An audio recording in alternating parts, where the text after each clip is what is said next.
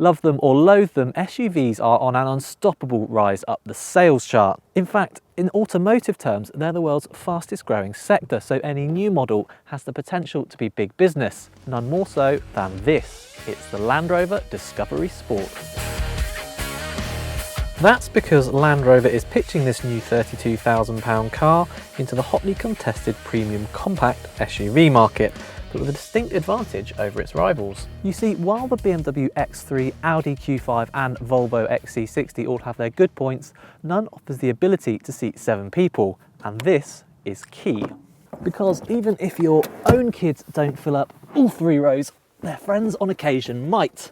Now, I'm in, so let's pull this back, and you'll see headroom's a bit of a squeeze, and my legs are kind of a bit crouched up here, but you know, it's fine for short journeys, it would be all right. And for kids, I think they'd really like it. If someone offered to take me home from the pub in a Land Rover Discovery Sport, I certainly wouldn't say no.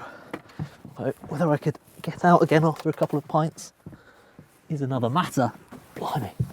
Personally, I'd much rather travel in this second row of seats, where you can see headroom is much better.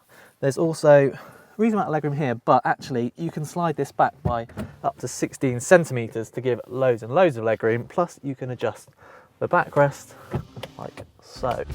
Before we have a look in the front, let's just check out the boot with these rear seats in place. And as you can see, it's not great. You get a couple of shopping bags maybe, but that's all. So what happens if we fold these 2 seats flat? Well, you'll see that the Discovery Sport's actually got really good luggage capacity, and that's partly because Land Rover has come up with a new design of rear suspension which doesn't intrude into the boot space. Another neat touch are these switches here. Pull these and the rear seats drop down. This new suspension setup also allows room for a space-saver spare wheel without taking up boot capacity.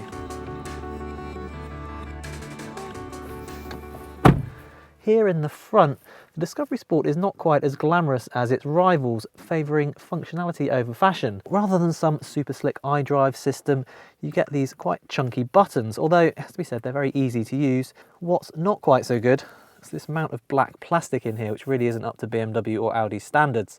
And while this 8-inch touchscreen looks nice, the software can be a bit slow to respond, although Land Rover says an updated version is on the way. The first thing you notice when you drive the Discovery Sport is that the 2.2 litre diesel engine sounds a bit grumbly, particularly when it's cold or when you rev it. However, with 190 horsepower and a broad spread of torque, this is actually a reasonably brisk car, accelerating from 0 to 60 miles an hour in less than 9 seconds. The ride quality is supple and well controlled, which we like. However, there is a bit of road noise, and you can hear the wind rustling around the wing mirrors at motorway speeds. As for the handling, we should remember that this is a car with the word sport in its title. And I have to say that for a tall SUV, Land Rover has done a good job.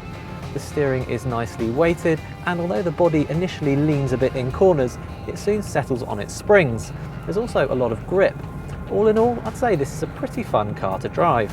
With class-leading axle articulation, 60mm of wading depth, hill descent control and Land Rover's terrain response system, the Discovery Sport should cope just fine with the average school run.